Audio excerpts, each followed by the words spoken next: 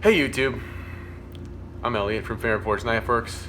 Chris is behind the camera. What's up, YouTube? Do the thing. Just do the thing. Come on. Whoop whoop. Here I am. So we know that we want to make more videos. People seem to like our videos. I still don't know why.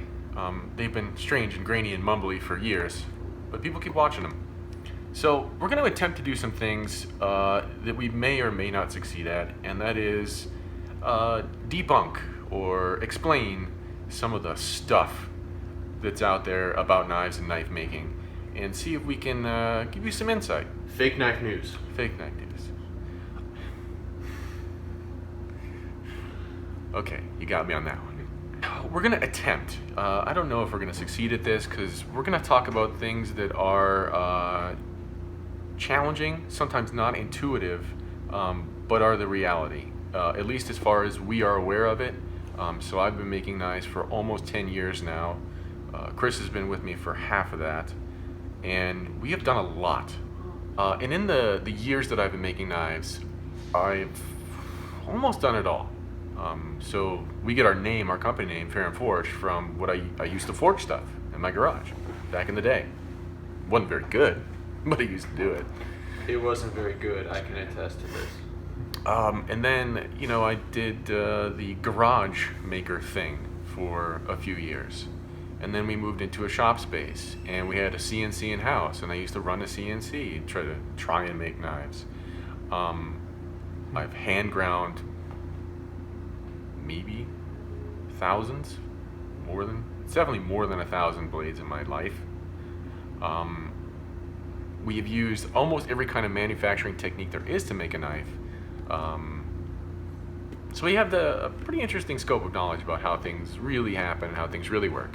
And then, you know, at this point in our company history, you know, we work with full outsource type manufacturing. So I had to learn how to specify car alarms. Well, now that the car alarm is off, let's get back to the subject. So I had to learn how to spec out knife components for actual manufacturing above and beyond what we do ourselves. It's an interesting process. So I can share some of the things that I know about how that actually works in the big boy knife world. Ooh. Gotcha. What the hell does that mean? I don't even know what that means. It means nothing. Nobody knows what it means, but it's provocative. Shut up. Keep going with your rant. All right, so we're going to attempt to discuss a substantial topic here today and see if we can make some sense out of it. I will preface this with I am in no way the greatest expert on this subject, but these are the things that we have learned, the things that I know, and the things that I use daily when I am discussing the subject of tolerances. Dun dun dun! So, we hear with our ears and read with our eyes, people talk about how tight the tolerances are on knives. And I always find that very curious when that statement is made, because I go, do you guys see the spec sheets for that? Are you looking at the CAD for that? How do you know that the tolerances are tight? So what we think is that most people are referring to the spacing in between components, whether that is the screws and how they sit in pockets, the gaps that are between the blades and handle scales, the gaps that are between the backspacer and or standoff and the blade when it's closed. These are the things that we think people are talking about when they're saying that knife has tight tolerances. I would say that that's not 100% accurate. Those gaps are the results of tolerances, but they themselves are not actually tolerances. They are engineering decisions, at least we hope they are. And we'll just talk about those three things that I just mentioned. We'll talk about like why they matter and why they are sort of the most visible, they're the results of tolerancing, not necessarily tolerancing on their own. Well, what is tolerancing? Tolerancing is quite basically the acceptable level of variance in insert thing. It can be the dimension of a material, it can be the temperature, it can be the chemical composition of something. Anything that has the ability to change, which is essentially everything, What is that acceptable level of variance within the component itself? So really, From component to component, when you're making more than one of something? all a tolerance is an acceptable level of variance. Acceptable level of variance. Right, that is called out by the engineer or the CAD engineer, designer, or something like that. Something of that nature. Okay, this is where this starts to get challenging. Because the gaps that we see in a knife that people are calling tight tolerances, they themselves are not tolerances, they're the result of tolerancing. So tolerancing occurs at the component level, and it also occurs at the feature level when you're talking about milling stuff or drilling holes or boring things out or machining the outside diameter of pivots and standoffs and such things. This is where it starts to get really chunky. Let's just go to the whiteboard for this. Oh, wait. Yep, we're going to the whiteboard. I can hold it up or you can come over. I'll come over. Okay, it's going to get a little glaring. For frame of reference and what we're talking about here, because we're going to talk about thousandths and sub-thousandths of an inch. So here, these are tens, these are hundredths, these are thousandths, these are 10,000ths. For reference, a post-it note is 4 thousandths thick. So we're going to take some examples off of our own knives so that we can talk about this idea of tolerancing and what it really means from the manufacturing side of stuff. So our pivot screws, these cute little guys right here. Yeah, way to get up in there. They have an outside diameter of this most of the time. We have a tolerance figure on these because shit happens when you're making things. Maybe your tool gets dull and so it doesn't cut quite as efficiently and you're left with a little extra material. So we have a plus minus tolerance on these, and I believe it is at 5 10,000ths of an inch. Oh yeah, good times. So when I'm creating the counterbore, oh, here's a lovely counterbore with some depth. Hold it in the light better. So when I'm creating this counterbore in CAD, when I'm speccing that out about how big the diameter is, how deep it should go, I have to make sure that I'm accounting for the tolerance of my parts, right? My part could end up looking like this in dimension, or it can end up looking like this. Yep, 4 or 5. Numbers are good. So I have this range of actual size. Now, 5 10,000ths of an inch is quite tiny. Imperceptible to the human eye. In fact, most high-end calipers, they only measure to the 5 10,000ths of an inch. So like that's as accurate as they are, is actually to that number. So knowing that, and then knowing that this is a screw, it has to actually turn. It should not be a press fit. I give myself a handsome 5 thousandths of an inch of room in my bearing pocket or in my pocket call out. So this is how big the diameter is that I call out. This also has a tolerance to it. I'll spec it out at plus minus 5 thousandths of an inch, which means I can have stuff that is still will fit sometimes to 315. That's what I'm really looking at when we're talking about tolerancing. Because boring one pocket, you can remeasure it a couple of times and make sure that you've got the appropriate dimension.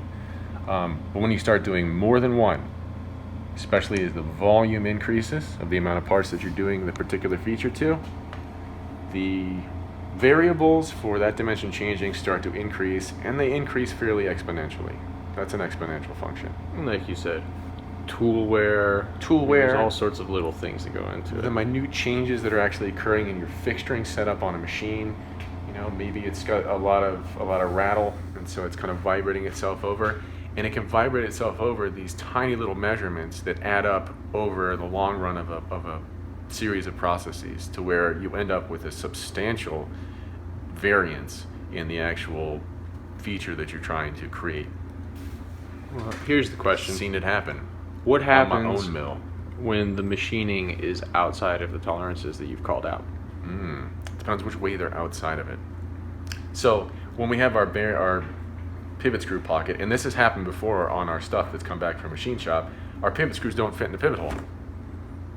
You go to stick them in there and they don't go in because they fell on this side of the 5,000 plus minus 5,000. So we had stuff that was close to this, and then if I have screws that are on the heavy side of that tolerance, now I've got 5/10,000ths of an inch extra material. If these were 100% equal, this is one that people have a tough time with sometimes. So if that's my screw, and that's the actual diameter of my pocket, they're not going to fit. These don't go into each other. One of these has to be bigger or smaller than the other. If we want this to fit inside, this has to be smaller than whatever that number is. It doesn't have to be a whole lot smaller. We can go back into the 5/10,000ths of an inch range, but it still has to be smaller. Then I got this other problem. I told you this was going to get chunky. So this is just stuff related to machining. Here's the other problem that I have to consider as an engineer. My pivot screws are made of titanium. My handle scales are made of titanium. Titanium has a coefficient of thermal expansion that is such that in parts that are about the size of our handle scales, 30 degrees of temperature difference, up or down, results in 1/1000th of an inch of expansion or contraction. My favorite story about this, the expansion and contraction of titanium relative to temperature, is the SR 41? The black. The Blackbird. So its entire skin is made of titanium. When it is on the ground, not moving at ambient temperature for the ground, it has giant gaps in between its paneling.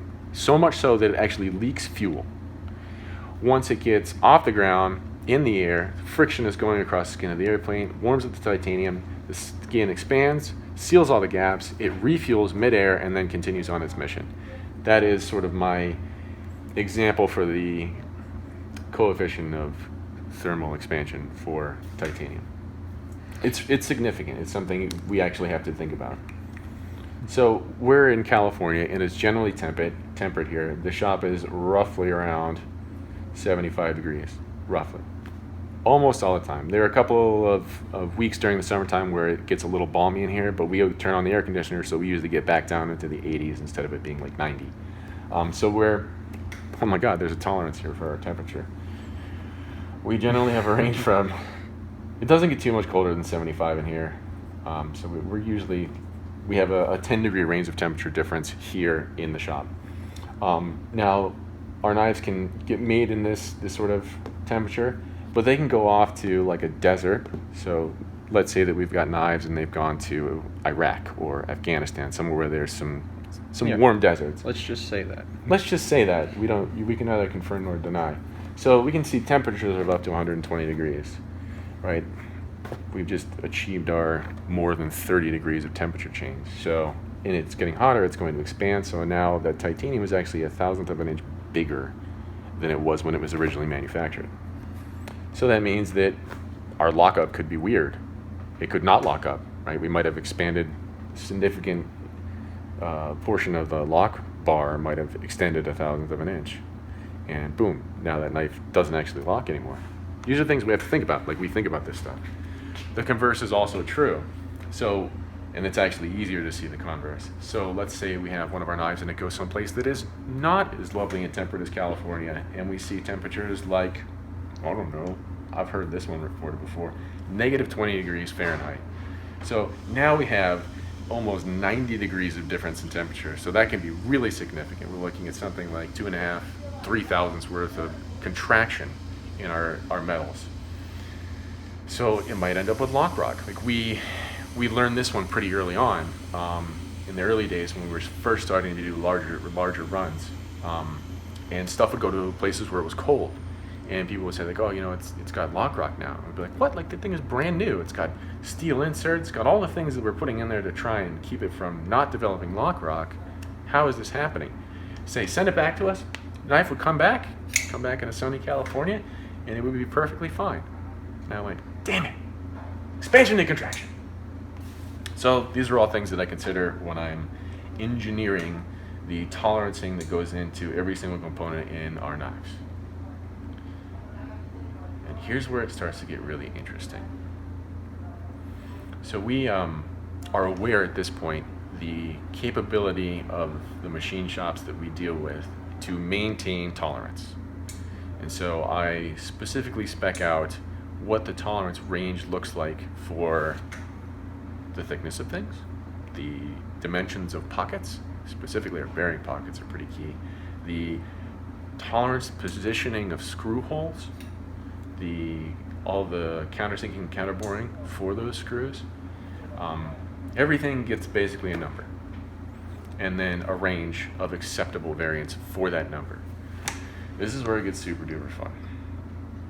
So it took us about a year to figure out that we could not tell the machine shop that we use to do our handle scales, which is an ISO 9001 aerospace shop, renowned in San Diego for their ability to hold tight tolerances.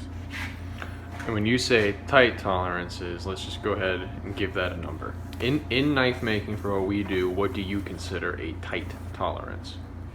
For knife making, and for us, tight is probably 1/1000th of an inch. That is tight. As in the entire range, like plus or minus 5/10,000ths? Yes. Well, yeah. Well, see, this is where it gets fun to talk about tolerances, because we can express tolerance as a range of numbers, or we can express it as a plus-minus number. Let's remember, a Post-it note is 4/1000ths of an inch thick. So I'm talking about a quarter of the thickness of a Post-it note. That's how tight some of our stuff is, or I would like to see it. One of the things that we found out early on is that that is a challenge for even the best machine shops. So we had to get a little smarter. I had to get smarter in the way that I called out tolerancing. So one of the most highly tolerant parts in our knife are our bearing pockets. So much so that we actually still fit them and change the depth by hand as we're putting that knife together. But I have a general spec that I do for our bearing pockets. And we found out that I actually cannot call out the real depth that I want in that bearing pocket. I don't do it. I call out about 1/1000th of an inch above it, and then I actually give them a range another 2/1000ths above that. So here's what the numbers look like.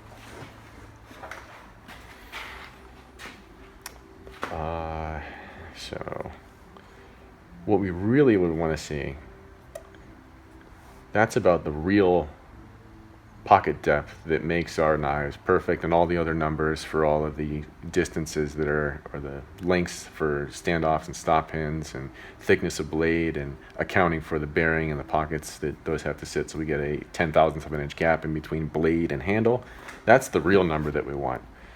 I never call out that number. The deepest pocket that I ask our machine shop to cut is 035. And then I give them a range up from that number to 033.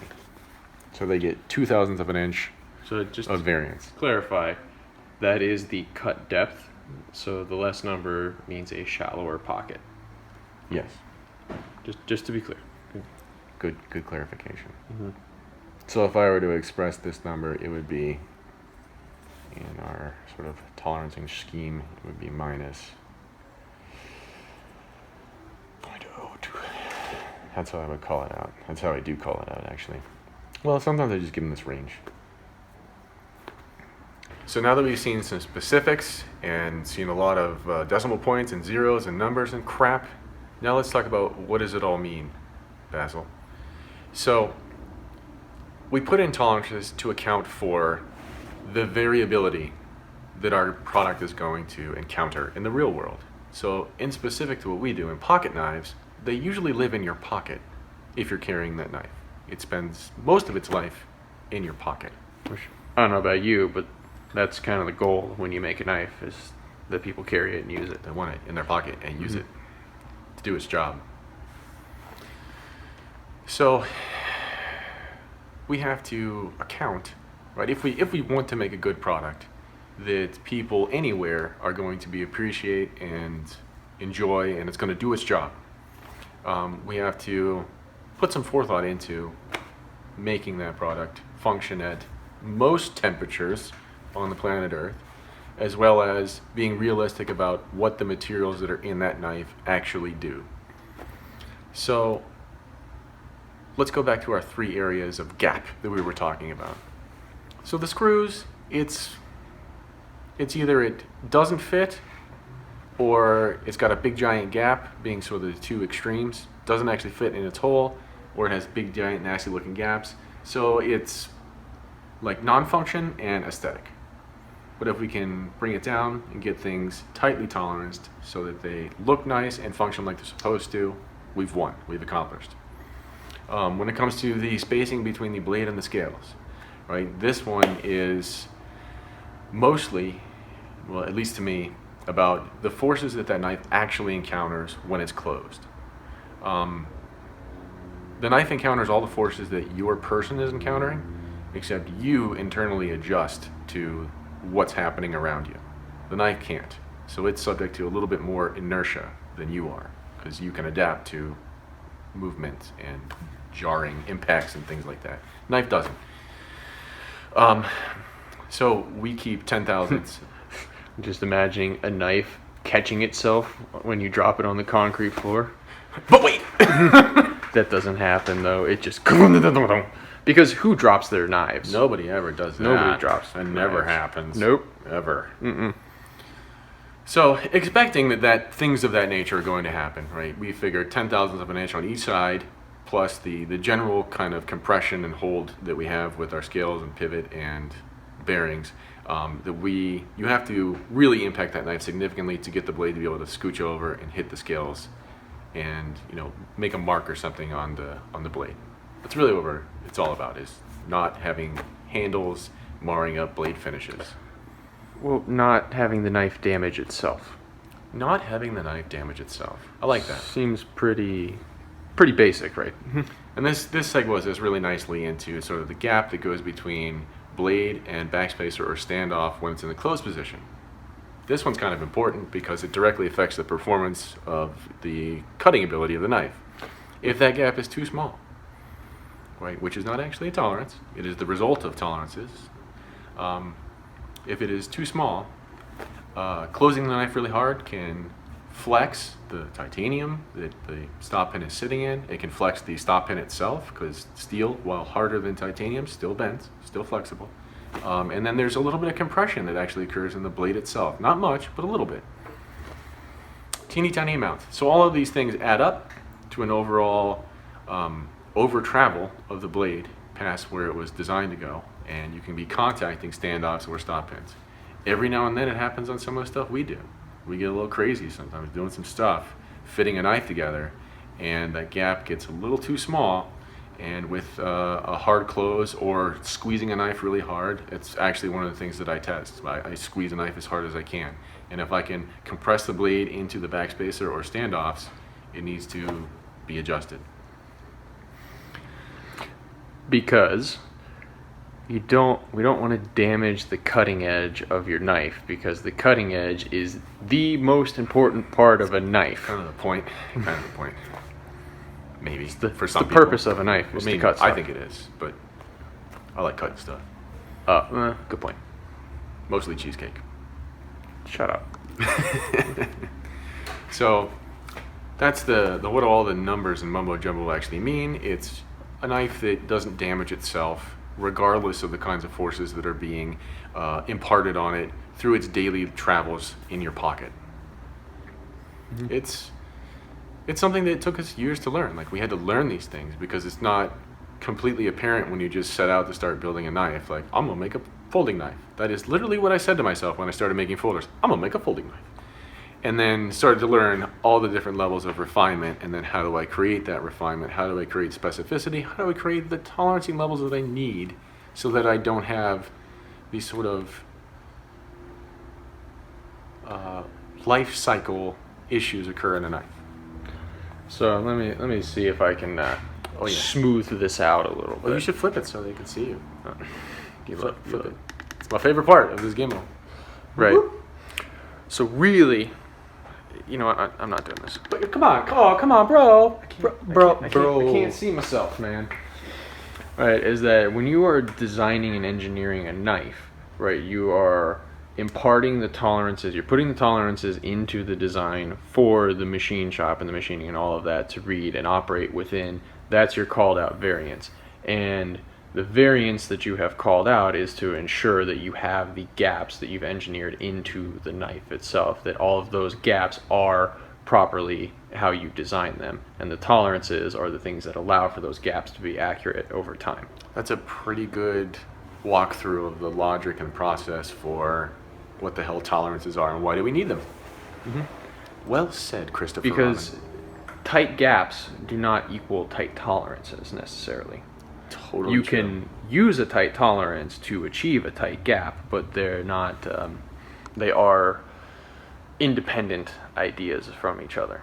They're independent. I will accept that. Mhm.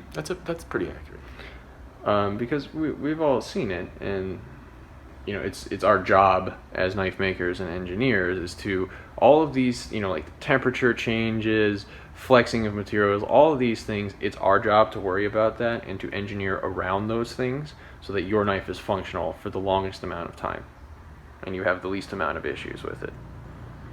Right, let us worry about those sorts of things, so you guys just have to worry about what you're going to cut with your knife.